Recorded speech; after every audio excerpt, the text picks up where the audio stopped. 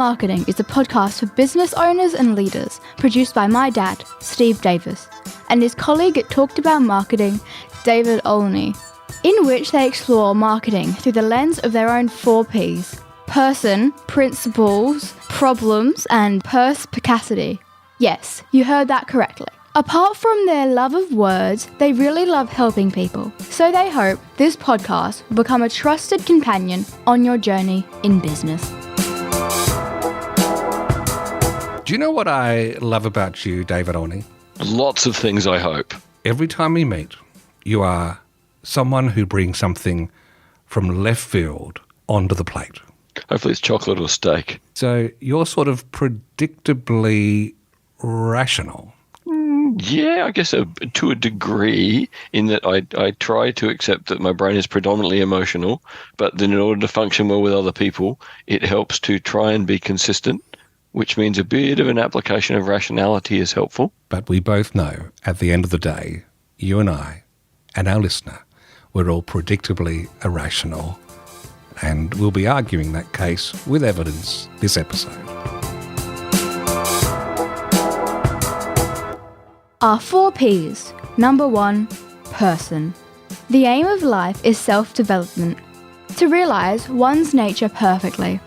That is what each of us is here for. Oscar Wilde.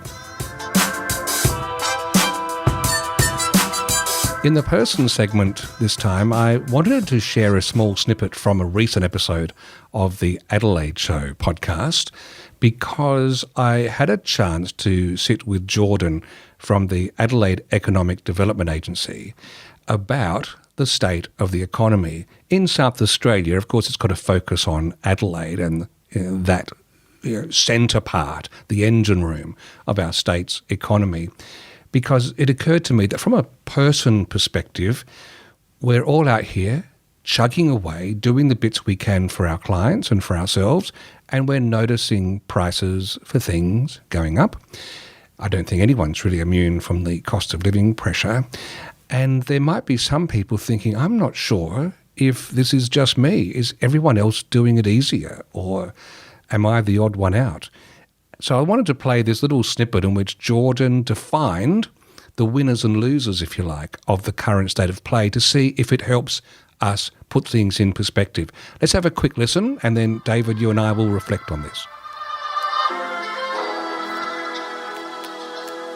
We saw nighttime spending fall in nominal terms below 2022 levels from September last year. So those rate rises, they came, and then that what was called the fixed rate mortgage cliff hit too. So everyone came off those 2% Yes. COVID fix. All kind of really hit boom like August. And then we saw just that spending in bars and clubs in the nighttime drop away.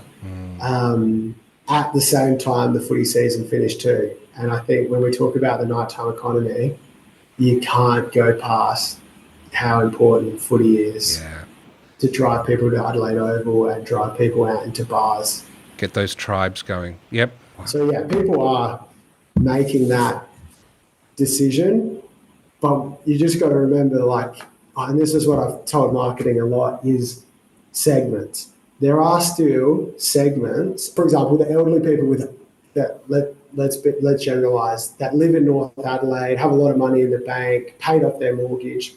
They were happy to go out to Fugazi and spend $200, $300. You also have the cohort of young people still living at home. I don't know if you have any of the, I don't know how old your kids are, but young people finished uni, full-time job, living at home, not paying any rent. And this is why people are confused, because it's the people who are hurting are your families with a mortgage and 1.5 kids. They are hurting. Your elderly people with mortgage paid off and your young people with a job that are living at home with no expenses, they're doing okay. If they're the ones that are going out and spending in dining and still going out to nightclubs and music festivals. So that's why people are confused, because those people or those segments are still going out spending. That big portion of families and young people, even without kids with a mortgage, who've just inherited a mortgage, who are struggling. Because you've got to think about the size of mortgage too. The older you are, the smaller your mortgage. So the less interest rates impact you. Whereas those younger people that have just come in, they're impacted more. So it's like this scale when you talk about the segments too. So there's what I'll call the economic donut, David. You've got one end of the economy with older people who have got in early, bought and probably paid off their family home, and they've got cash in the bank, and they're still able to go out and splash a bit of cash around without worrying about things too much. And at the other end, we've got the people you used to teach. So these are young sort of 20-somethings who might have a job. They're living at home, so they've got an income, but they've got basically no expenses, and they're going out and flashing the cash around. It's the people in the middle, those who are starting their journey of home ownership, those who are raising families, who are really feeling the pinch at the moment. Does that resonate with your observations of the world, David? Yeah, it's pretty much how it works. But I think I'd put one caveat into older people, and that is, in the main, they spend less because they're not paying off the house. They're not necessarily putting kids through education anymore. You know, if they're going to use lots of healthcare, in the main, they've got health insurance. They're the generation who does. So really, we're seeing a contraction in consumer spending generally because older people slow how much they spend. Everyone in the middle is being so careful. And the young who can spend will only be in that bubble of spending for a very short period of time before they get the job where they move out of home, move away, get married, and join the middle group who are having to be very careful of how much money they spend. It's interesting because just recently, at the time of recording, we had the Adelaide Cup. And I did notice, as I had a look at their website, that there was basically no mention of horse racing. There was a scant mention of a betting circle, if you want to put a bet on, but the overwhelming majority was written in that sort of juvenile, young adult wording about dancing and moving to some tunes and sipping some drinks and cocktails. And it was all, it occurs to me, in the wake of Jordan's talk, focused on that part of the donut. The young people who are desperately wanting to stake their status with their group, and they want to be seen to let their hair down. Who cares about anything, let alone horses, but who cares about anything? Let's just party and live like it's 1999, to quote Prince.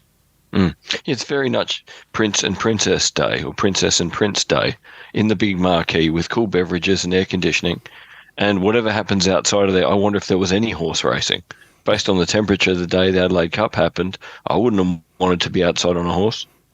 No, that's right. But there is just an example of how Jordan's overlaying on the economic situation makes sense as you see those things flourish, because there will be other people sitting at home going, well, geez, I wouldn't have minded going to that, but I just can't afford it. And so that's where we're at the moment. Who knows? These things very rarely stay the same forever. It goes through cycles. But I just wanted to use this first part of this episode as holding up a bit of a mirror to our economy, so to give people perspective. Well, there's one thing that we really can add to it, and that is that, of course, there will be a cash transfer from, baby boomers who are now majority in Australia are retired. And that cash transfer is happening to some degree in the bank of mum and dad or the bank of grandma and grandpa, which is going to enable a certain amount of those young people to get into the property market, but with family support, which will put them in a very different position. So what we're seeing is that if you get the generational cash transfer sooner, you will probably maintain more spending power because of the economic security that comes from that generational transfer. And also worth noting, a reflection on your own business and the products or services you sell. Who in that donut do you target? I think that's also another thing that this conversation brings to light.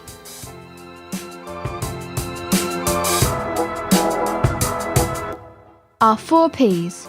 Number 2, principles. You can never be overdressed or overeducated. Oscar Wilde.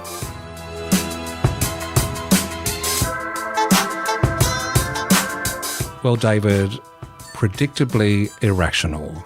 This book that you recommended by Dan Ariely was an absolute godsend. I loved reading it. He just worked methodically through the way us humans interact with other humans and the institutions around us.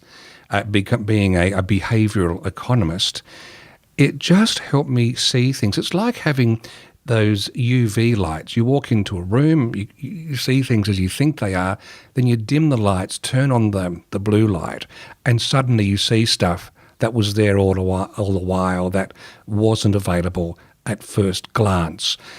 This book, why did you recommend it?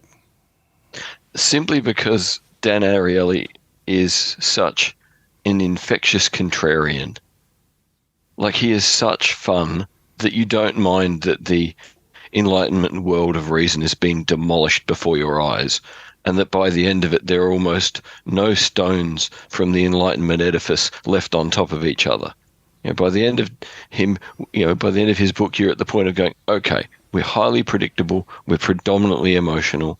You can work out what most people are going to do next, but it's not the rational thing, but it's emotionally consistent. And I first read it, I think, in about 2013, and suggested it to lots of students when I started teaching complex problem solving, and everyone loved it because they realized, this is the voice in my own head I'm battling with when I'm trying to be reasonable. This is what I'm getting exasperated about when I try and get a family member or a friend to do the rational thing, and they just don't want to or don't get even what you're talking about. It's just such a good book for realizing why fighting the fight for a bit more reason sometimes is such a case of pushing a very big rock uphill. Now, there's a number of things that are directly related to us in business. In fact, they probably all are, but many overlap with our own businesses and lives. I want to just pick off 3 in particular that spring to mind. The thing about norms, about the cost of leaving doors open, and also anchoring. I'll just headline the anchoring one. That's the one that your business needs to embrace, but the others as well. Social norms and market norms. I love this particular section of the book because it marries with my experience. It put words to my experience. I used to be a mobile DJ, David. I don't know if that shocks you or not. No, I also remember that you used to be the DJ at the Ice Arena. Indeed. Like, you knew how to chill before people knew that was a thing. That's right. Hit that ice. These days, of course, I wouldn't be saying that. I remember a good friend of mine getting married, and I said, look, I will give you mate rates for my mobile DJ work. I gave him about half price or something, which I thought was the right thing to do.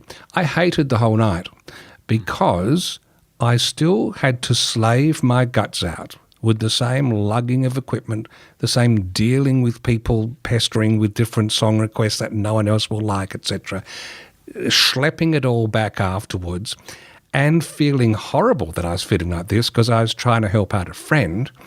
And it occurred to me as I drove home that night, if I had just said, I'll do this for free, I would have had a very different approach and experience. And lo and behold, that's exactly what the research tells us, because there are 2 different norms with which we operate as humans.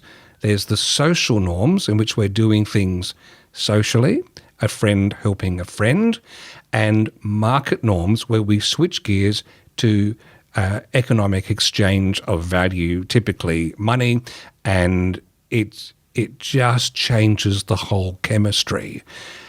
Pretty powerful stuff, especially when businesses try to make the noises of saying, hey, we're your best friends.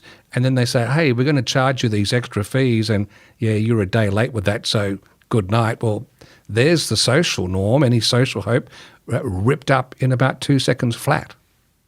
Yeah, we can really look at all the big telecommunications companies in Australia and most of our large power/energy providers and go, they haven't understood there are these two norms, and they keep trying to conflate them. They keep trying to behave like a kind person when in reality playing a brutal economic game, and really all we do, all of us, is resent it and dislike it more and more because we know they're conflating two things that shouldn't go together. And there's a great example that he uses of a Thanksgiving dinner. Let's have a quick listen to that. You are at your mother-in-law's house for Thanksgiving dinner, and what a sumptuous spread she has put on the table for you. The turkey is roasted to a golden brown, the stuffing is homemade and exactly the way you like it, your kids are delighted, the sweet potatoes are crowned with marshmallows, and your wife is flattered. Her favourite recipe for pumpkin pie has been chosen for dessert. The festivities continue into the late afternoon. You loosen your belt and sip a glass of wine. Gazing fondly across the table at your mother-in-law, you rise to your feet and pull out your wallet. "Mum, for all the love you put into this, how much do I owe you?" you say sincerely. As silence descends on the gathering, you wave a handful of bills. Do you think $300 will do it? No, wait, I should give you 400. This is not a picture that Norman Rockwell would have painted. A glass of wine falls over. Your mother-in-law stands up, red-faced. Your sister-in-law shoots you an angry look, and your niece bursts into tears. Next year's Thanksgiving celebration, it seems, may be a frozen dinner in front of the television set. What's going on here? Why does an offer for direct payment put such a damper on the party?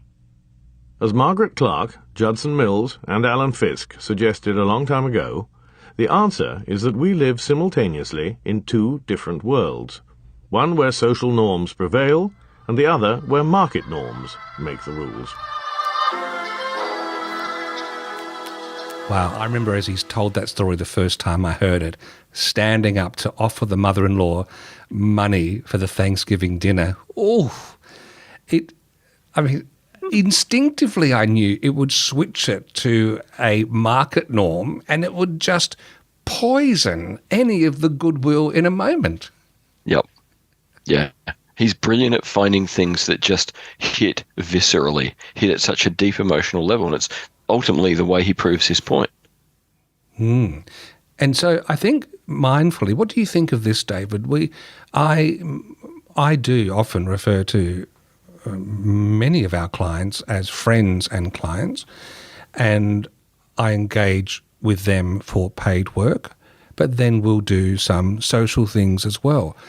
I think the reason I've escaped this being a negative thing at this point is there is a clarity that this is social time and this is market time, and I've just by luck seem to have hit the knack of doing it that way. But I take Dan's point, it's to be treaded carefully.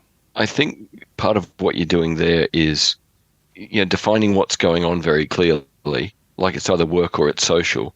But in real terms, which we'll get to later, it's kind of Charles Duhigg's point of it's either a practical conversation or an emotional conversation, and they aren't the same thing, and you know what conversation you're in, and the other person knows what conversation you're in. So yeah, a distinction can be drawn. As long as you are doing good work and getting paid appropriately for the work bit, but the social bit is social and then work gets left out of that conversation, people can change gear effectively. They just don't like it when the two things are combined. Yeah, good point. And that little reference to Charles Duhigg, that is a little promo for episode 4. Make sure you listen to that when it comes out. That could change all your relationships. The second part of this book by Dan Ariely that I wanted to touch base on was the cost of closing doors. He says that us humans, the way we've been wired, if we've got a different door open for a different thing, hey, we want to do this, we want to do that, we don't want to say we'll never do this again, just in case it might be helpful down the track. Every one of those doors that we keep open is actually draining attention and energy from us and diminishing how much we can put into the open doors. As I say it like this, it's common sense. But I, as a result of this book, David, this book have made the decision that I am no longer going to be doing theatre reviewing, which is a door I've held open for 30 years, voluntarily, reviewing theatre earnestly. Thankfully, I've built a lovely reputation and I get sought out to come and review shows, and it's lovely. But at the back of my mind, this book made me realise I'm doing it, yes, because I love it, but secondly, because you just never know if it will open another door. And so my decision is, until both my daughters have left high school, no more theatre reviewing. And it's felt scary, but also refreshing and a grown-up step to take to close a door. Is that as you would anticipate the experience to be? In a sense, as you were talking about that, I've found it really interesting since I left academia that I made a very deliberate choice at the end of teaching that I wasn't going to go back and teach. That doing the masters, I managed to maintain that, and since uni finished, nothing has made me think about even teaching part-time or just jumping in doing a guest lecture here and then. I very much made the deliberate choice, and probably without realising it was from Ariely until we reread the book for this series, that it was from Ariely that I really realised the same thing as you. Some things you leave it open just in case it has a positive impact one day, but then realise it just chews up time and energy. And time and energy that you could put into something now that bears immediate positive fruit now for both relationships and for work and for well-being. And that, it's really good when you can just say, look, that's a good thing, but at the moment, it's not that I don't have the key to the door. It's not that I can't go back and reopen it, but I'm not leaving it open and I'm not wasting 3 hours a week to go over and visit that door anymore. Yeah, you did right. And something else, another hat tip to the Charles Duhigg reference next week is I bumped into a very well-known journalist here in Adelaide. She's doing some part-time work now, which surprised me. And she made some similar comments about closing a door off to some of the stuff she'd been doing. And that conversation came up because of the art of conversation that we cover with Charles next week. So that's closing doors. He's got, Dan Ariely has some wonderful examples and some research studies that illuminate that. But the main course, the one that you think is really the reason for reading this book, will explain that if I had a lake at my home with large ground and you, David, were recently hatched as a little gosling, and if I was the first thing you saw, can you explain why you would just love me and follow me for the rest of my life? It's because brains have a habit and a tendency to anchor on the first thing they experience and to relativistically compare that first thing to everything else that comes after. And that getting your head around anchoring is critically important in business, because the first number you put out there that clients pick up on, or prospective clients pick up on, the first statement about your product you put out there that they pick up on, is the one that they will compare everything to after that point. And that can either be really beneficial if you've made sure that anchor is good, or really terrible if that anchor is an impossible act to follow. And so that's why as petrol prices go up, we feel it, because we've been used to paying X amount of dollars per litre for so long, and suddenly there's a jump until we get used to that after a long while, and then it's okay. But it's a really big step to take to shift from that first impression. It's based on that whole thing about the first impressions, but this anchoring, and I love some of the examples he uses. One of them is quite intriguing, of the Economist newspaper / magazine having a special advertised where they'd say, right, you can pay, I think it was a figure like $59 or $69 a year to get the online version of The Economist, or you can pay $125 a year to get the print publication delivered, or also $125, you can get the print version and the online version. And when Dan tested his students as to what they would buy, the majority, 80-odd+% of them said, well, obviously, the one that gives you the print and the online, because the online's basically free. But when we took away the middle one, which he called the decoy price, the hollow little price, And we only had online for that low amount, or the print version with online as well. Most of them went for the online. And it's because this thing about anchoring, he argues eloquently that, yes, we try and compare things to work out if something is good value, and either A, we don't know what a good value is, so that's the power of the first price we hear being the one that sets the scene. And secondly, when we do come to do comparisons, we compare the easiest things there are to compare, whether or not they're the most important ones. Yeah, we want to compare an apple with an apple, even if we've got an apple and an orange. And from my experience of teaching people this for over a decade and getting people to use it, the biggest thing I've learnt about anchoring is, where possible, let clients know what the most expensive, complete, over-delivered product is worth first. Give them the dearest thing they actually don't need first, and then work backwards towards the one that actually fits them best. Yeah, and that's also covered by the power of persuasion and those books. There's a whole lot of research that points this way. Dan's just got a really good way of making these insights land. Our 4 Ps. Number 3, problems. I asked the question for the best reason possible. Simple curiosity. Oscar Wilde. In the problem segment, David, I have a confession to make. It's a good thing I'm in another room and there's nothing that can be thrown at me. I've used your name in vain. Was there a headband? This has come about because I had a client call me today at the time of recording, and I said, you won't believe this, we're about to talk about this. She said, look, I want to get on podcasts as a guest. Can you give me some advice? How do I go about that? And I said, well, first of all, there is no great trick. You just need to do a bit of research, and it doesn't have to be long, in Spotify, on Google, in your favourite podcast app, for podcasts on the theme or topic that you have expertise in. See which ones float to the top, and then listen to a few episodes so you get a sense of whether or not you're going to be a good fit, whether they have guests, etc., and then reach out and ask with a suggestion of how you might add to what they're offering.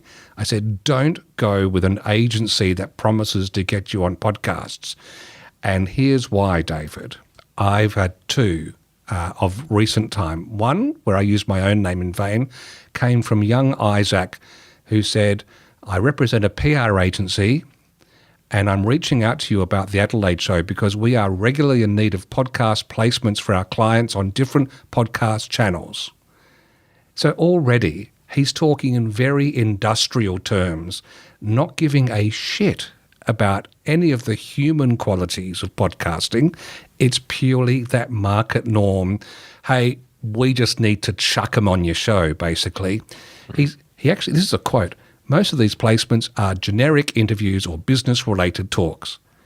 This guy has no passion for what he's selling. If he was selling me... Or for his client, which is as bad or worse. Exactly. He's treating me like a rolled-up plastic tube of Fritz when I know that I'm at least a sirloin steak. He said, we want to build a long-term partnership and it would be awesome if we could work together on a mutually beneficial partnership. And I'd really appreciate it if you can provide me with the listener stats of the podcast as well. Let me know if you're up for this. Well, I replied, as I do with all these people, I'd love to know your 3 favourite episodes and what it was that captured your interest to reach out. Very curious. He came back. Now, hats off to his honesty. Hi, not even using my name. Hi, I hope you are well. So I have personally not listened to any of the episodes. I'm just reaching out to you for a PR agency I represent, so if you're interested in interviews, please do let me know. Goodbye, Isaac. I personally think Isaac is a current very, very bad version of an AI agent. Because any human that can be that crass and ineffective at connecting with other creatives, wow, what a breathtaking place to be in your early career. Yes. Here's the other one where I used your name. it came in, "Hey, talking about marketing team."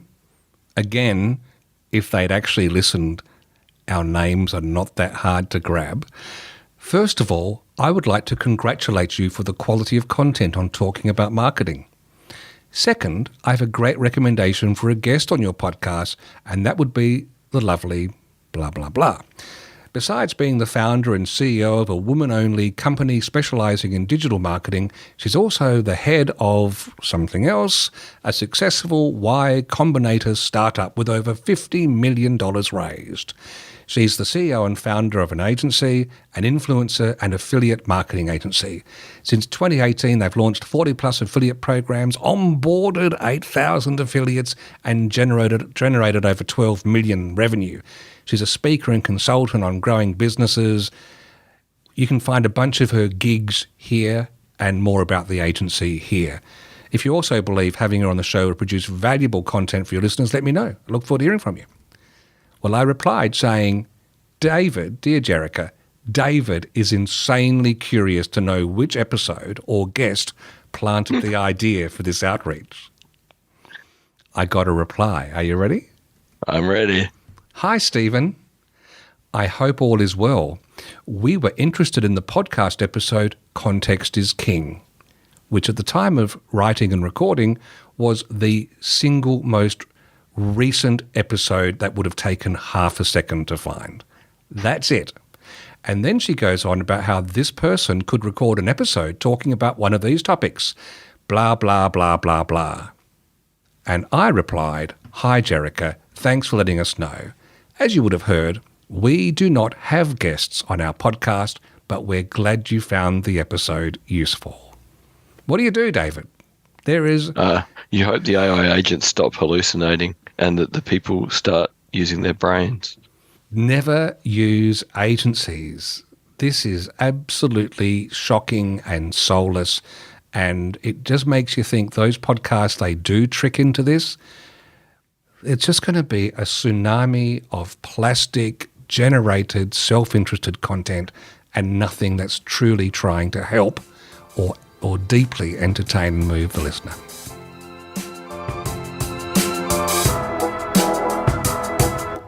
Our 4 Ps. Number 4. Perspicacity. The one duty we owe to history is to rewrite it. Oscar Wilde.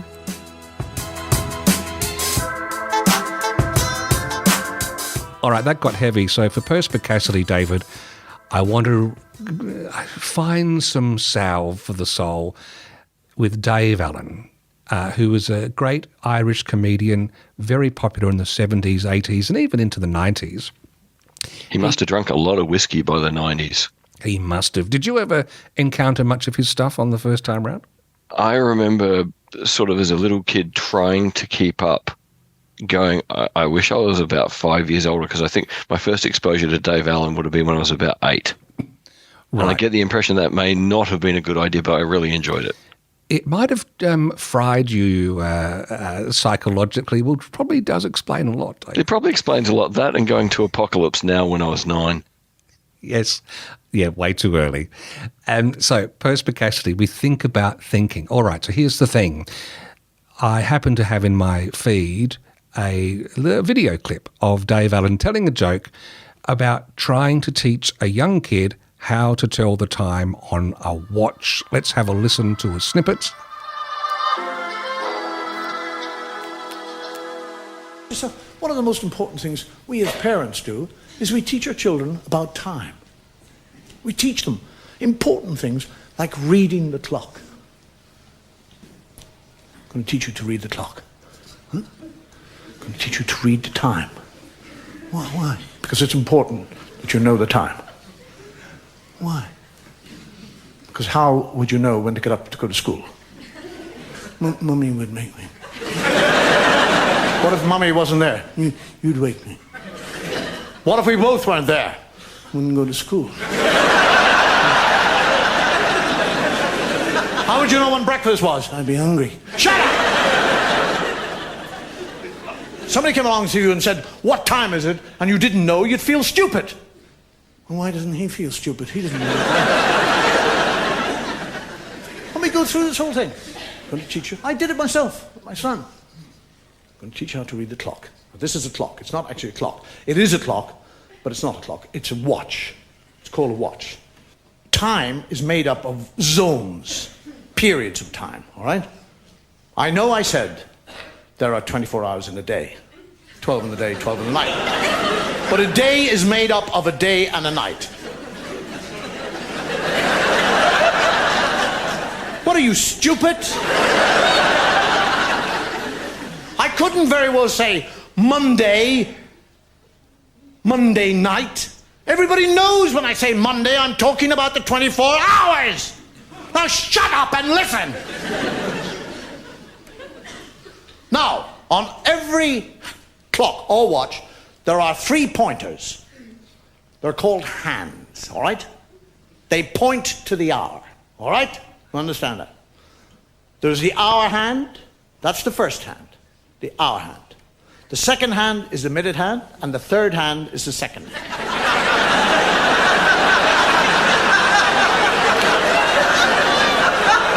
Shut up!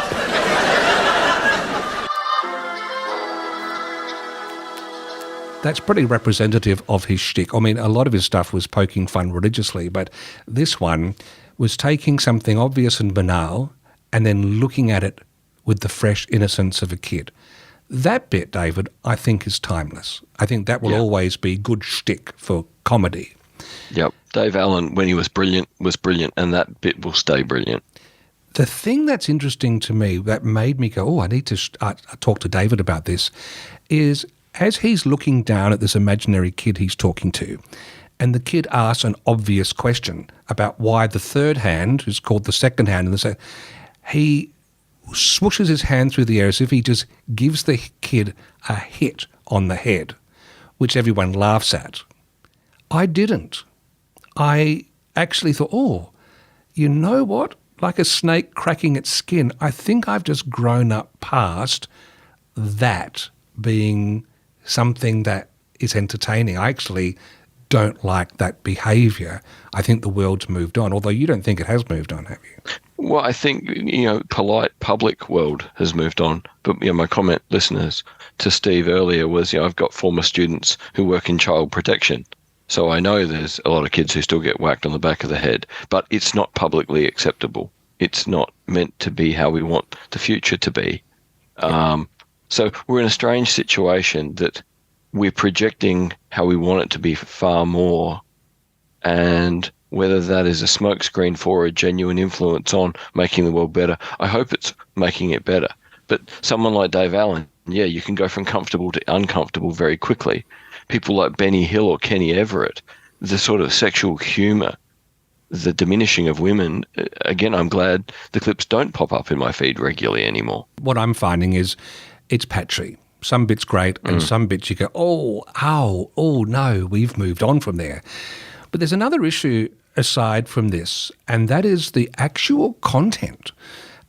First of all, would a child today understand what an analogue clock face is? There was an amazing list, when I was an academic from a lecturer at Harvard that came out every year saying what first years at university won't know.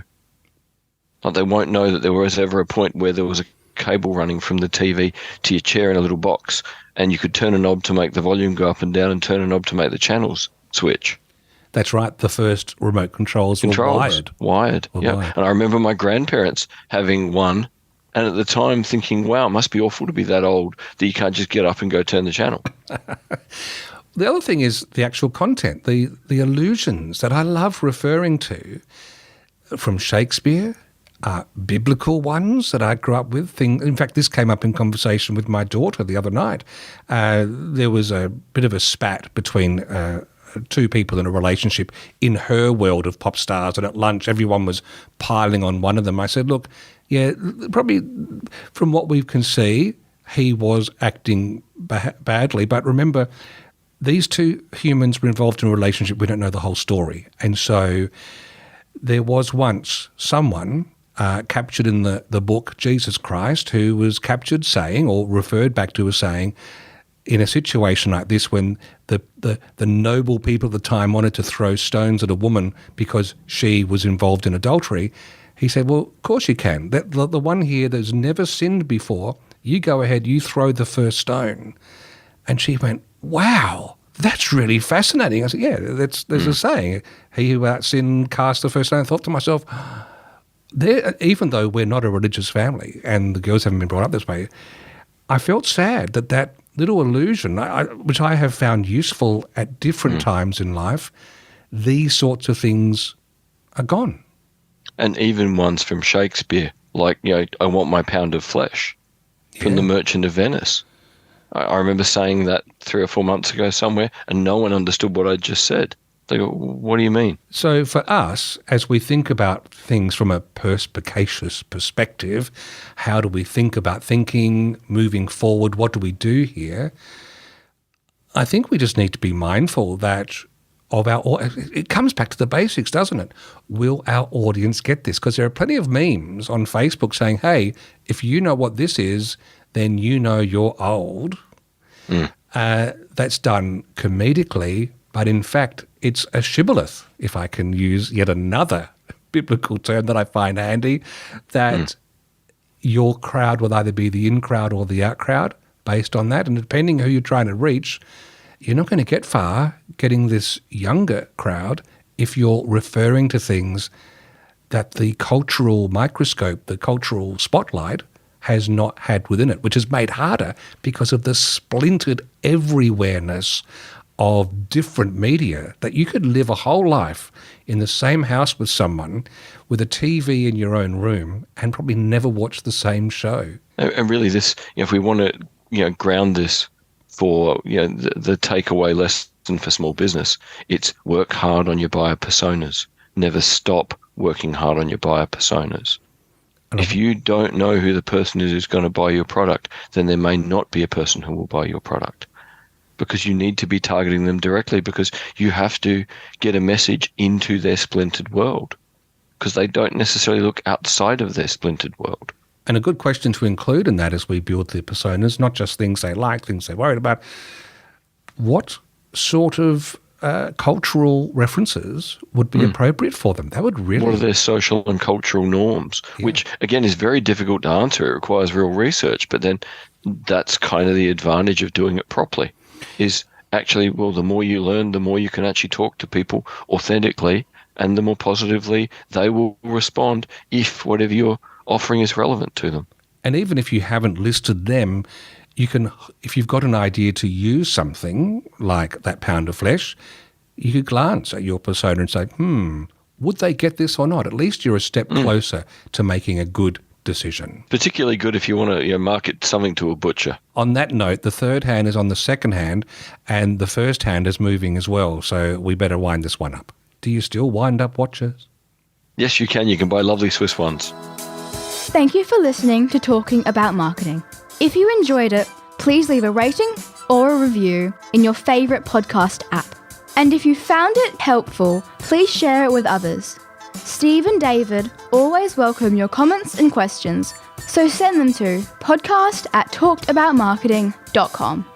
And finally, the last word to Oscar Wilde. There's only one thing worse than being talked about, and that's not being talked about.